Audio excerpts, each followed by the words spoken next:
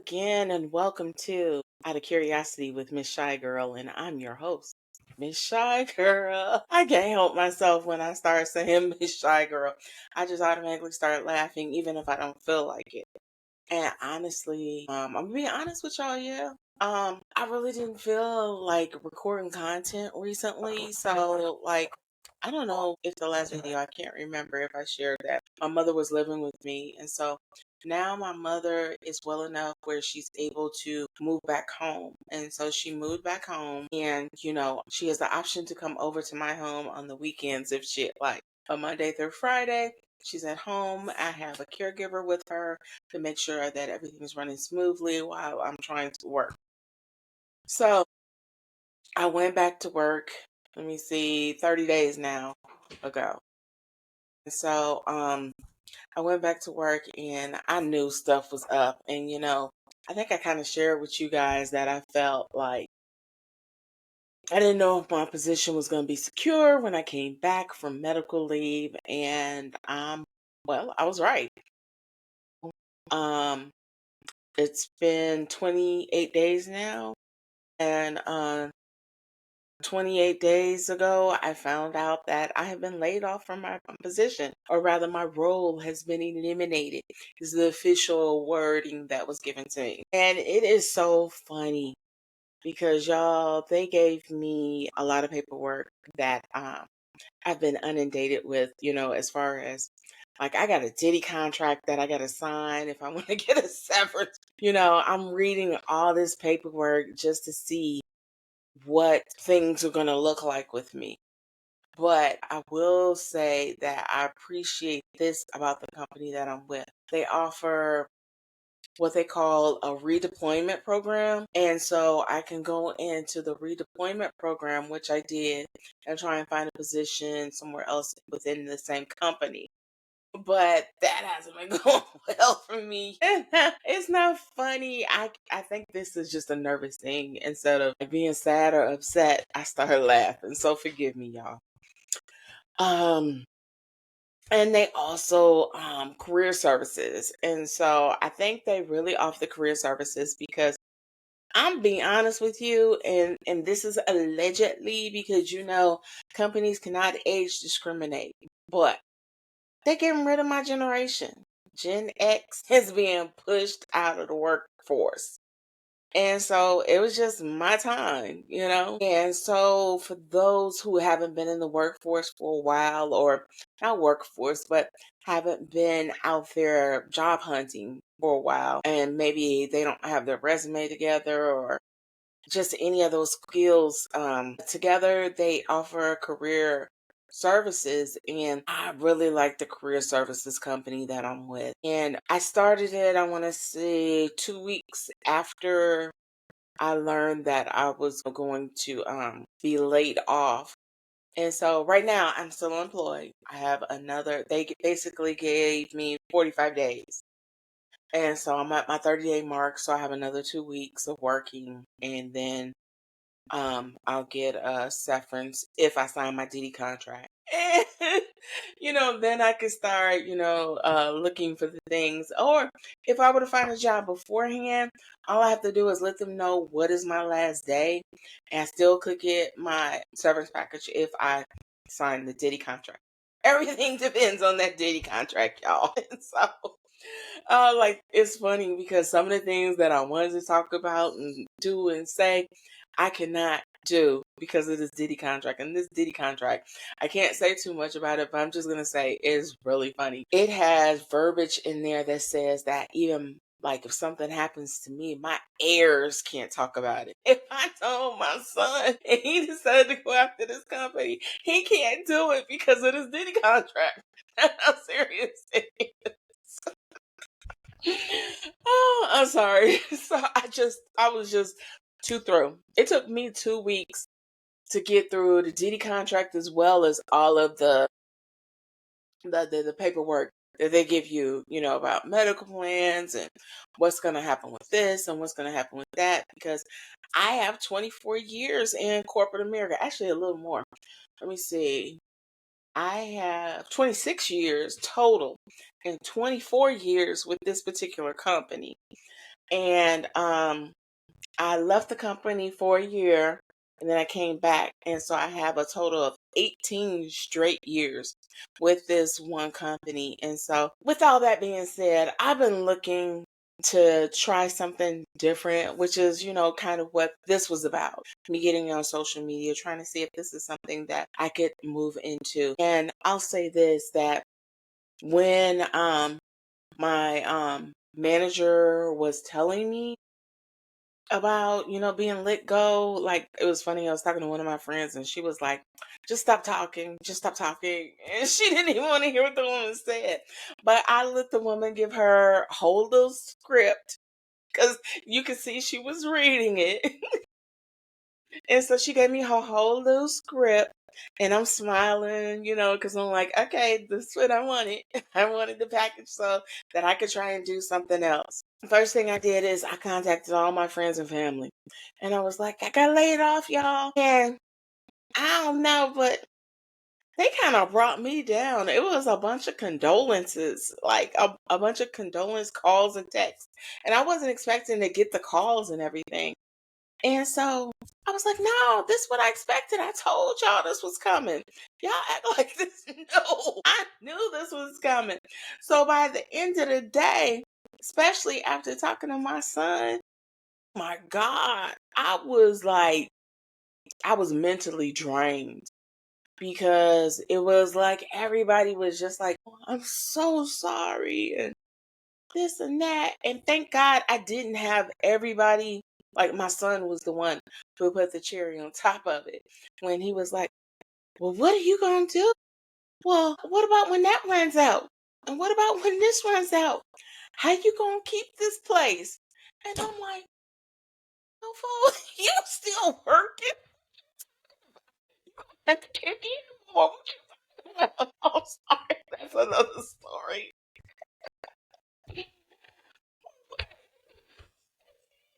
It drained me emotionally. So I went and laid down and I slept for like 3 hours. And when I woke up, I felt a little better.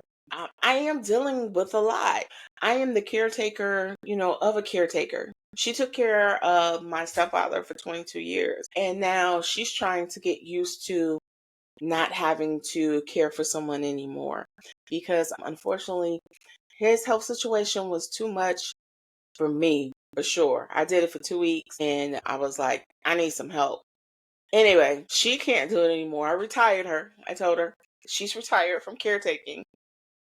And so I'm trying to, make sure that she's on her feet and that her health is together. And that's the good thing, is that I was able to get her to a point where I'm going to say physically she's in a good spot. And so when we went to the doctor to talk about her being more, I guess she wanted to have more independence because she said, I treat her like a child.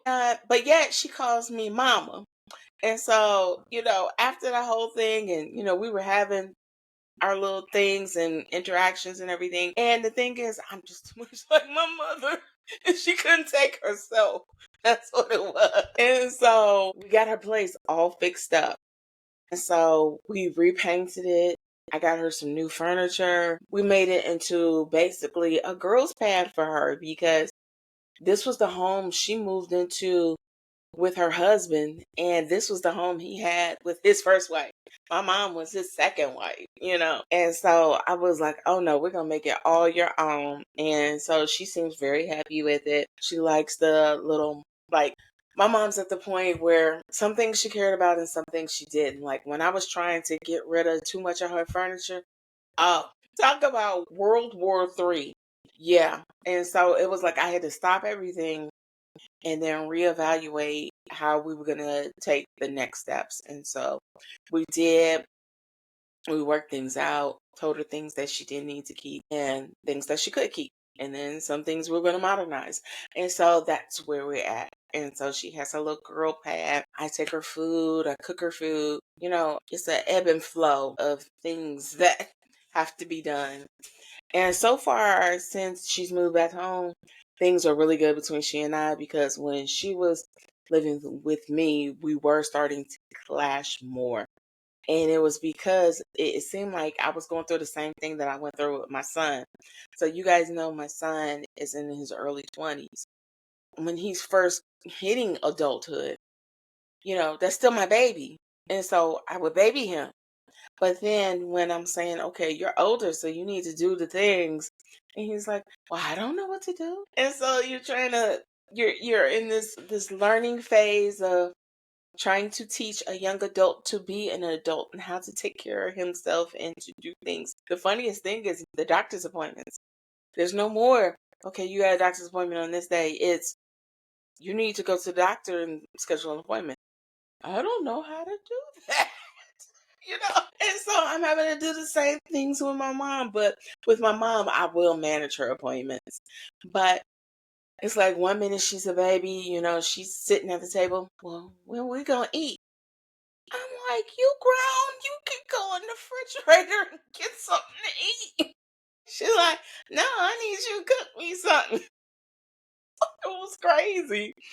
And so it was like, then the next minute is, I'm telling her, about money and stuff. You can't tell me about my money. That's my money. Well, which one is it? Are you a kid and you need somebody to cook for you? Or are you grown and you managing your finances and stuff?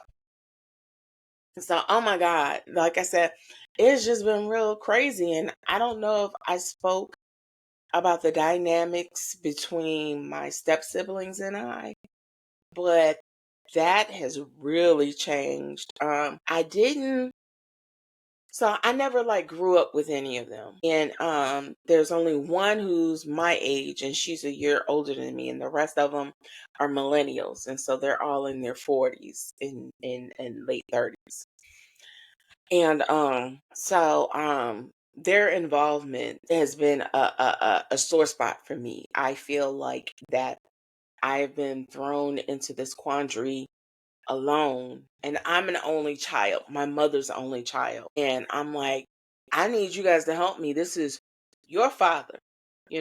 My mother, when she got married, she never said that I was getting a bonus dad or anything like that. The way she handled the situation is, that's your daddy over there. This is my husband. And that's the way it always was.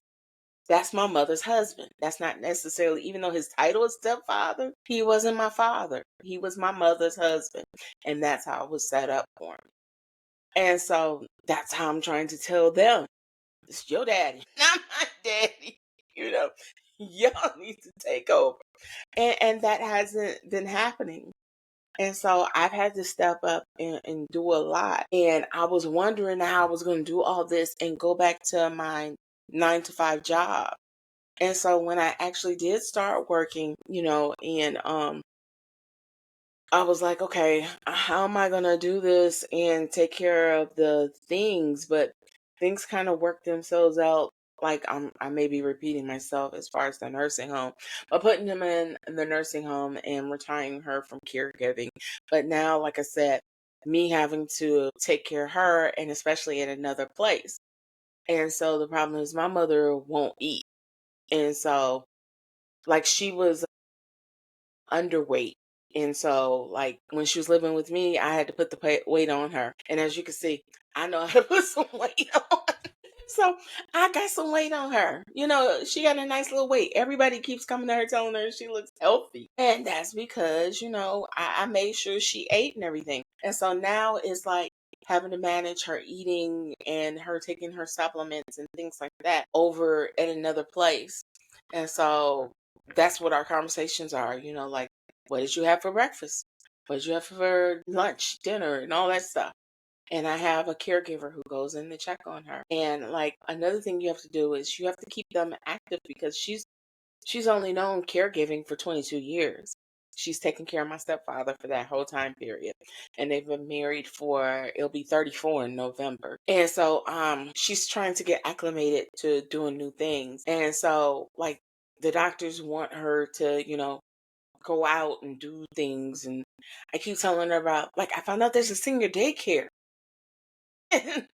She's not having it. I don't know them people, but that sound like me. I be like, I'm not going to no senior daycare. I'm sorry, that was funny. to pull me back in because I kind of got off on a tangent about talking about elder care and taking care of your elder parents, but I really wanted this video to be about I'm one of the 300,000, y'all. The 300,000 Black women who are unemployed at this time. It's been happening since the end of spring, beginning of summer. And so I want to share some stuff with you because I was surprised. Like I had a meeting, so I have been reaching out to people, like I said, I have a 20-year relationship at my current employer. And so I've been reaching out to the people and I have a mentor and so I was checking in with her and she was saying that someone else mentioned it to her, but she said she didn't know what I was talking about. And I'm like, are you kidding? You haven't heard about it? And so I just want to show you guys what this looks like. So like here's an article and it's talking about like the people see what a late career layoff looks like in America. So this is part from the Wall Street Journal.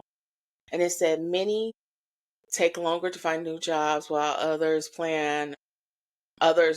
retire earlier than planned.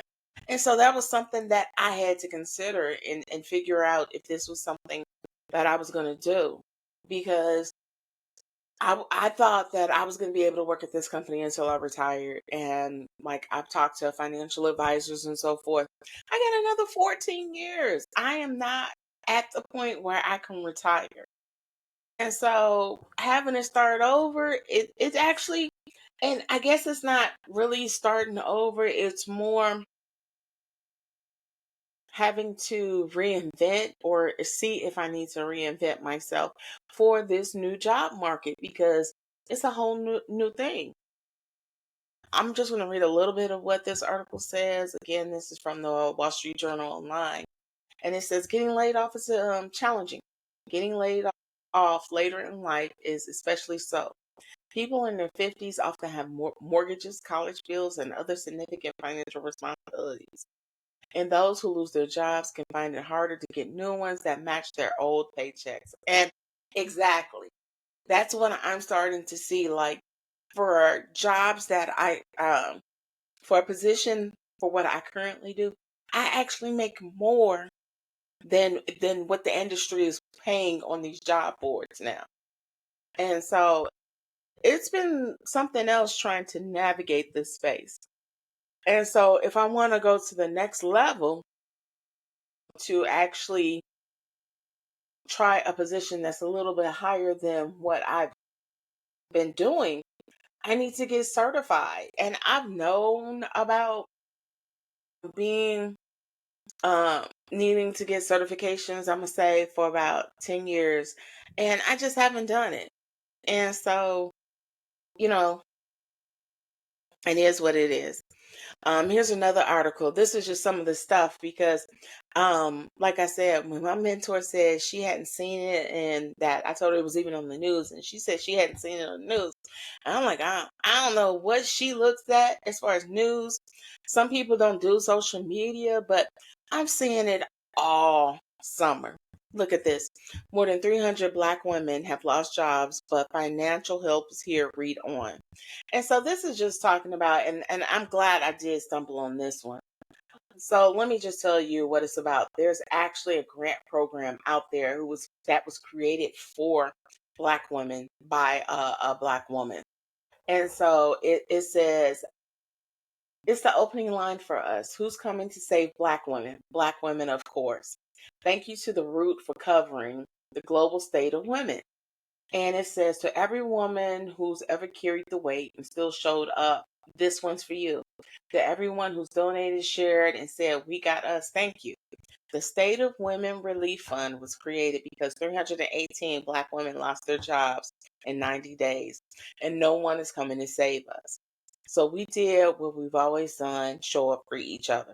This article is a powerful reflection of what happens when we choose community over silence, action over waiting, and care over performative allyship.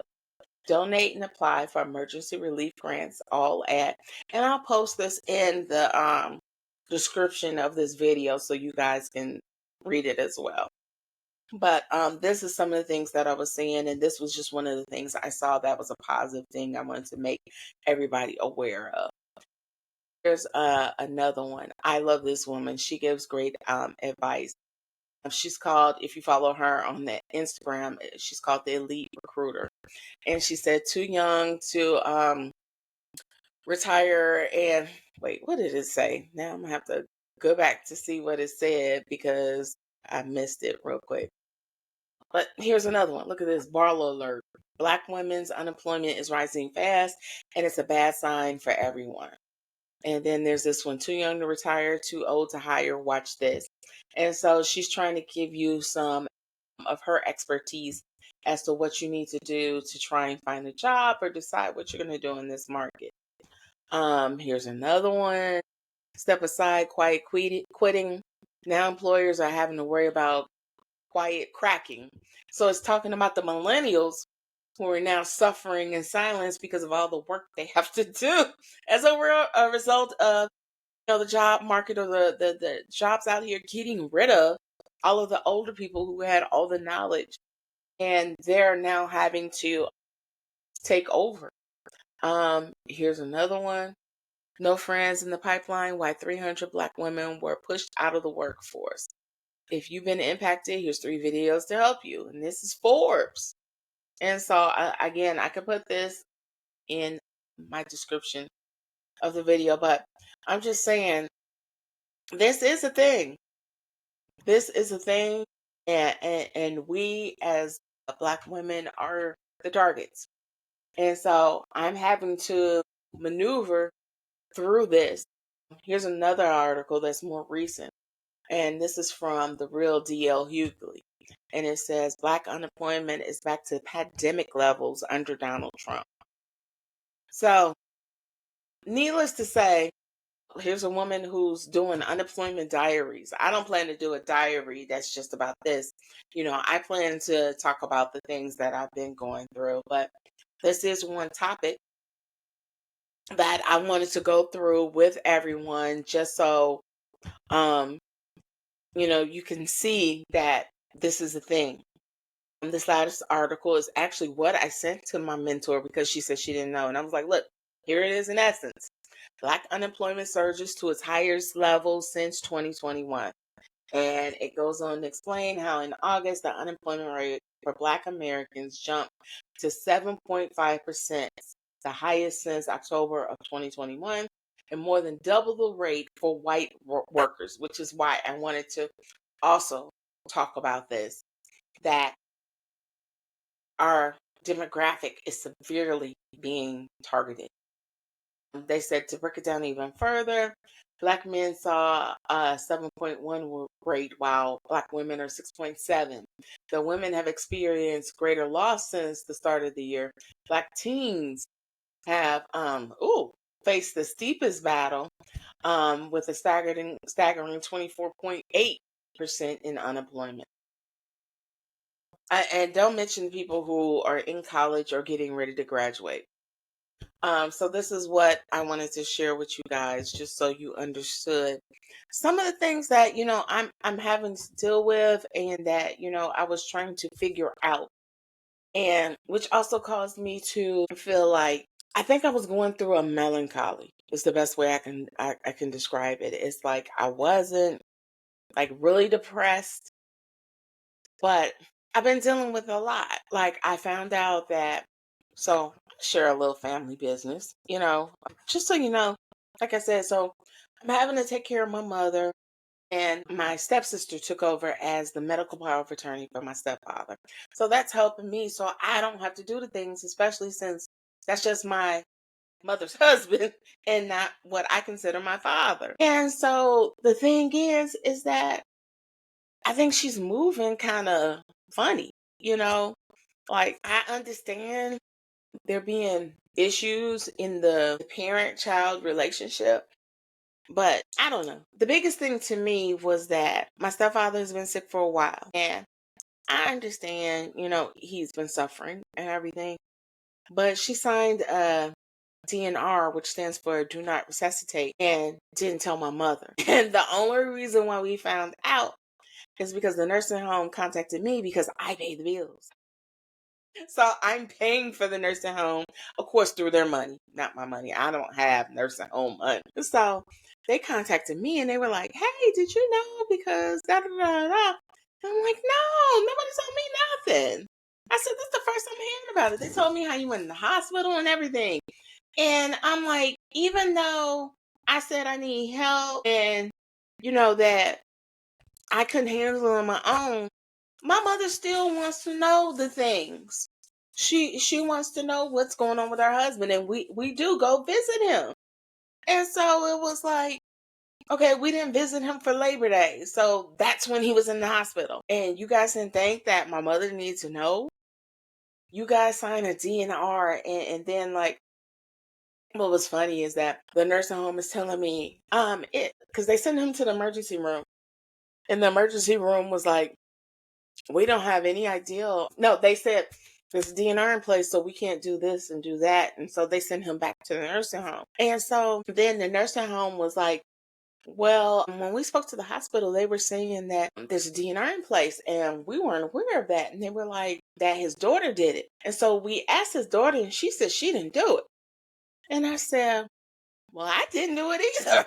I said, I don't know who did it.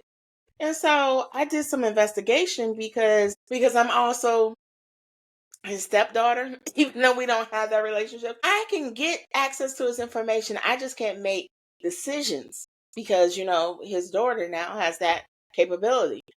And so I'm going to just say it. This heifer lied and said that she didn't know who did it. And when I talked to the hospital, they told me that she signed it. And she signed it like the day he went into the nursing home. But she signed it at the hospital. And so I didn't know when I got him in the nursing home that there was a DNR in place. So I was like, wow, that's how we move it. So yeah, it's been a learning experience with my step siblings. Now I have half siblings and step siblings that some people don't know about, but I thought things were difficult with the half siblings, but all I can say is that my half siblings, we all have great mothers, I think, who raised us right. And this might get me in trouble for saying this because them step siblings, I ain't met them. They a different breed, man. I'm just saying. But I digress again. That's not what the topic of this video was about. I'm trying to talk to you about how I've been laid off. I know this is getting into a long video, so I'm just gonna talk about what I've been doing. Like I said, these are the kind of distractions I've been dealing with, and I've been dealing with a little melancholy, and I'm trying to, not, what is it called? Seclude myself. I do get out there. So, in July it was my birthday. And so thank God I had friends and the family, who cared about me and did the things with me. We talked about how my son did a whole weekend for me. We did movies on one day and then we did brunch on another day. Then the fellow I'm seeing, and mind you, I just found out I'm seeing him. I thought he was, I can't even say it because if he watches this, I'm going to be in trouble. Anyway, the person I'm seeing took me out for my birthday. And so we went to Red Lobster. That's where I wanted to go, especially since they were talking about the seafood boils and the rebranding and everything. And Red Lobster was like one of my favorite restaurants since I was a kid. So it's been like a staple for me. Like there was a time period, I want to say in my 30s, I used to go once a month to Red Lobster. And so when I got older, of course, I didn't keep that up, but I was doing it in my 30s. Back to the point is that they changed the freaking menu. Let me see if I can find the pictures from that. And I was not happy. And I did not do the seafood boil. I tried, so I decided to do a staple that I always do. And then I decided to try something new that was on the menu since they were making changes. And let's just say I was pissed. So let me share my screen again to show you guys that I still try and do the things and get out there and get out around town. So this is, where is it? Share my screen. Where is that? Share my screen. It's not sharing. What am I doing? What am I doing wrong? Okay, I think I found it. Here we go. Okay. So this is what I wound up happening. So first of all, it's not gonna let me open it. Oh, I had to download. So let's see, let's turn it around. Okay, I'm gonna flip it again. So this was the lobster like langostino pappardelle pasta. I had already started eating it when I decided to take a picture, but it was very underwhelming. It was kind of on the bland side, and didn't have enough sauce for me. And I started off with the clam chowder. Girl, they didn't change the clam chowder. It's not the clam chowder I grew up on. The clam chowder at Red Lobster, it was like the standard for me of the best clam chowder, New England clam chowder I've ever had. And so when I would get clam chowder in the can, I'm like, ugh, this ain't Red Lobster. It's not the same as Red Lobster. And so I was ticked that they changed the recipe. And so I sent it back. I'm like, I don't even know what this is. This don't taste nowhere near Red Lobster. And so my friend, he wound up having, what did he get? He decided to do the fish and chips with soup. And so he had, as you can see, he finished his. So he had what is this called? The lobster bisque and the fish chips. And so he kind of cleaned his plate. But at first, they only gave him like 3 fish chips. And you see the size of this fish chip, right? So he was ticked and he was like, man, that's all you get? And so they came back and gave him another 3. But we were very underwhelmed with the changes on the menu. And it was like, the only reason why I didn't do the seafood boil, is because I I don't like to get messy in public. If I'm gonna, be cracking crab or something where I have to eat it with my fingers, I prefer to do it at home. So that's why I didn't do it. So while I'm here, I'm gonna show you the things that I did also for my birthday. So then um weekend, or was it the next day? It was after the friend took me out first, the guy I'm seeing. Then one of my girls took me out, and we went to Chelsea's bistro, and that's on the north side. And so this is what I wore, trying to look cute and everything. And so they had this drink, and it's funny, I've been trying to recreate it all summer. This drink is a close match to a Mai Tai, but I love the name of it. It is called the Do Say So Myself, and it's made with Douce alcohol. So let me see. Am I able to zoom in so you can see the menu? Here it is. Douce Myself. That's the drink that I had, and oh my God! So I've been on Douce all summer making these. Yeah. Oh my God, this was just like a Mai Tai. I haven't been able to replicate the recipe quite as good as they did, but this was so good and refreshing to have as my, no, it's not my first cocktail. So it was just, one of a few cocktails that I had, since my surgery. I ordered the pot roast and grits, and it's actually purple grits. So this is my plate. And so it was very good. It was very tasty. I got some to go so that my family could have it as well. And let me just say, like, I didn't notice this when I was in the restaurant. I was too busy eating and thinking it was pretty. But when you get home and you take these grits and they're purple, they kind of look gray in the container. So my family did not want to eat it. So I was like, fine, I'll eat it myself. But they weren't feeling it as a to-go dish, but it was very good in the restaurant. And so then my friend, she had, what did she have? What you have, girl? She had the French toast and chicken. And so this was her plate. And so as you can see, they gave her a nice portion of chicken tenders to go along with her French toast. And so she liked it. And then also we had this. I forgot about this. This was one of the things that I was looking forward to having. You guys may not know this, but I'm a oyster girly. And so when I saw they had collard greens and oysters on the appetizer menu, I was like, oh, I gotta try this. And so we shared this one. And as you can see, this is melted cheese and you see the collard greens, but you don't see the oysters and you didn't taste them. So all I feel like is I had oysters. I mean, I had collard greens and cheese on the half shell. I did not taste any oysters.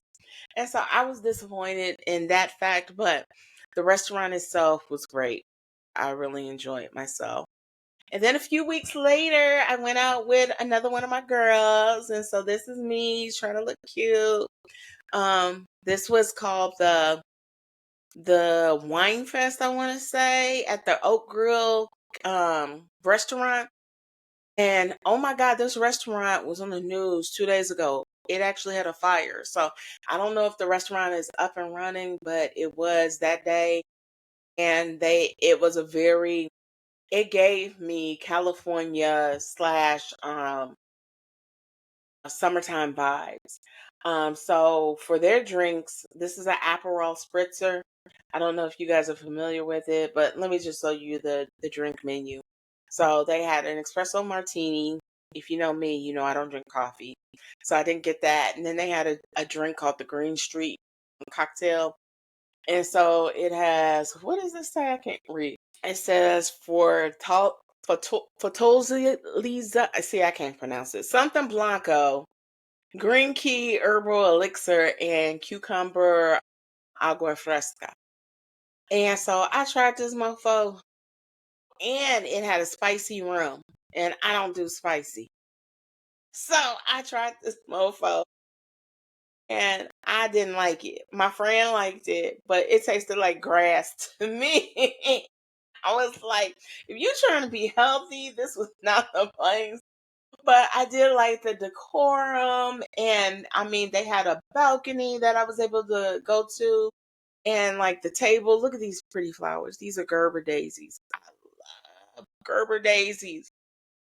Anyway, so I had to get a picture of this, and then this is some of the things that they had as far as what they had on the side. So they had little chicken sliders. So it's chicken, fried chicken with pickles and, like a Popeye sandwich. Then they had the burger sliders. And so that wasn't as appetizing. They had it on the onion roll, but the burgers were bland. And so I guess they thought that the onion roll would substitute for not having any flavor on the burger, but it didn't. But I did. Now, this was my first time having a lobster roll. These are mini lobster rolls, and this was very good. And as you can see, they had shrimp cocktail and so forth.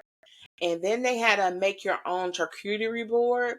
And so I didn't realize that's what it was until I saw the woman next to me. As you can see, she made a nice charcuterie board.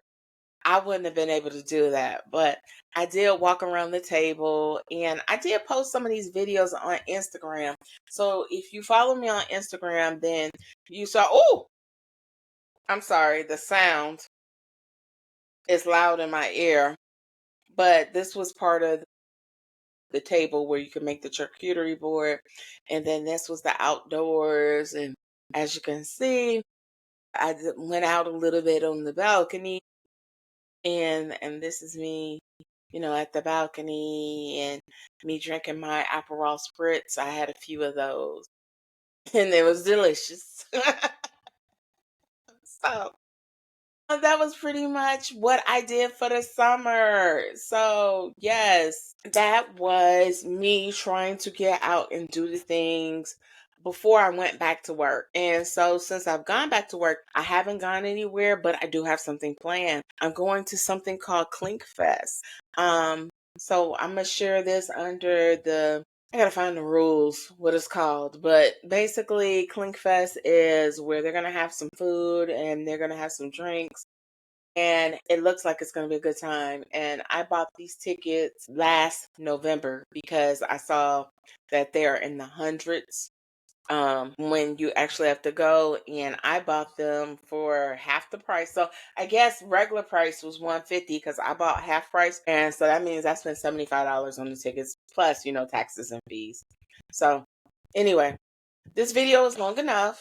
I'm going to wrap it up and just tell you the last things about having to be one of the 300 women who have been laid off in this economy. And so what I will say is that I do appreciate the career services that my company is offering me, to help me get back into the job market. And so this week, so I actually met with a career counselor 2 weeks ago. And then it's funny, we both got sick. So we didn't talk for a while. And so today we talked. But this week, I was having technical difficulties too getting on the website. And so I love that they have, like, to me, concierge service as far as people calling you with your technical issues. So she walked me through all the issues, gave me a mini tour, and then I was able to get started. And all I've been doing, because at my job, I actually don't have anything to do. I was on medical leave for 6 months. And so there's nothing for me to do, but I still have to sign on if I want to get that severance pay. But before I get to severance pay, I got to sign the titty contract. Anyway, so back to that. I've been looking for jobs. I've been applying internally with my own company. I had a couple of people reach out, and I didn't meet the criteria enough. And then other people just denied me. So it doesn't look like I'll be staying with my company. So in 2 weeks, I will be going. And then I've been applying outside of the company too. And so one development came my way, and I'm actually considering it, but I think I'm gonna have to do some training before I can actually take it. So it's actually a contractor position. So I would only be working for 6 to 12 months. And the position is technically what I do, but it's a level up. And like, remember, as I was telling you, the positions that I can do that are a level up require me to have a certificate. And so with this career services, they showed me how I can get free certificates for the next 3 months. So I'm going to be doing my best to study to try and get these free certificates because the certificates are expensive out there. And I was just about to actually pay for one because I saw that I was going to need these certificates. And so I don't know if I should just go ahead and put in my application for this position or not, knowing that I don't have the certificate that I need. But it's tempting, y'all. I mean, they talking about paying $95 an hour. I don't know what y'all make, but $95 an hour sounds nice to me. I'm gonna try and get the certificate and see if I could, make it through the interview. And then, like I said, it's a contractor position. So, I can bank this little check until I can find really what it is I want to do. I met with my career services mentor today, and she showed me some stuff. They have great webinars. And so I attended a webinar that was talking about how to remove all these, like, keywords that make you sound older. And so I scrubbed my resume because I did have the keywords in my resume that make me sound older, which is what causes them to automatically discriminate against people our age. So to try and get in the door, I scrubbed all that out. Then the next thing I have to do is, what was it? She was telling me, basically she was talking about taking care of yourself mentally, and how, like I was saying, that I was actually starting to get discouraged. Today I was very discouraged this morning, and like I was like, I need to get back to doing some content. And I didn't feel like doing any content for you guys. It was like I was seeing all these things that I want to talk to you about and tell you about and what's going on around town, and I didn't feel like it. And it wasn't until that the end of this webinar when she said that, and she was like, it's okay to feel this, and it's okay to feel that. That's when I actually felt better about myself. And the next thing that I did that helped me feel better is um my mother was like, she asked me to cook something, and I cooked it, and I was like, well, I don't know when I'm gonna be over there, da da da da. The agreement is I'm supposed to go over on the weekends, and she was like, that she wanted her food now. So I was like, fine, I'll do it on my lunch today. And so I didn't realize it, but I haven't been out the house since the weekend, actually since Saturday. So that means Sunday, Monday, Tuesday, and today is Wednesday. I gotta get out and get some fresh air. Like, I'm not saying that I'm not getting the activity, because part of my recovery from my medical issues is I have physical therapy twice a week. But I'm one of them bougie bees. And so I have my physical therapy in my home. So I'm getting my exercise. But I'm not getting the fresh air. And just driving to my mother's house, driving and running a couple of quick errands, I felt it. I felt re-energized. I felt better, or better about myself and about my situation, and I felt energetic enough to do this video for you guys. So this is, I guess, something that I wanted to cover with you guys, is that, you got to remember to take care of yourself mentally as well as physically, and taking care of others. If you don't take care of yourself and put that mask on you, like they do on the airplane, then you're not going to survive. And you're definitely not going to survive this whole unemployment thing that's going on right now. This is what the end of third quarter is September 30th. And after the third quarter, they're not going to be hiring anybody else. If they do, it's an emergency basis. They're not going to start hiring people again probably till about the spring. The best time, I want to say, they say to look for a job is February, March, and they're hiring, around that time. My point being is that it's not going to be a short journey. You're going to have to be in it for the long haul. And so you have to take care of yourself. And you got to think about all the things that, you need to do, especially if you're in a situation like mine, where you've invested or you've been loyal to that company for a long period of time, and how you're going to survive during that time. One of the things I wanted to talk to you real quick, I am not a financial advisor at all, but I did speak to a financial advisor, and so I'm in a good place right now. But like, nowadays they're telling you got to have your money together for certain time periods. And so you want to make sure that you're thinking about those things as well when you're in a situation like this, or even before you even get to this situation. Try and get your ducks in a row, because even though they may not have laid you off this round, because like that's what happened last year for me. So last year my company did a big layoff, which impacted me significantly, because what wound up happening is I wound up doing the work of the whole department that they had just let go. And I was like, you mofos not gonna kill me, and so I started pushing back. And that could be part of the reason why they got rid of me. And then, of course, they did the anonymous company, what is it called? The anonymous company survey. Oh, and I let them have it in that survey. I don't give no F's. I'm going to tell you how I feel about you. And so I told them all the things in that survey. And this isn't the first time I've done it. And that they probably like, okay, we've had enough of this B. Let's let her go. She too old school. She's not, willing to do things that we need her to do. We need some young blood. And so, they got rid of my ass. I'm gonna just say it. I'm trying to find the information I found that I thought would be very educational for you guys. Excuse me. And I can't seem to find it. Maybe I'll be able to find it in time for my weekend review. But yeah, wait, it may be down here. Let me see. Because there were so many, articles about what to do when you're in this situation. And I was just saving all of the things, and so now my computer is clocking, because it's like, B, you got too much in this folder. Yeah, I can't find it. Maybe I'll be able to find it for the next video.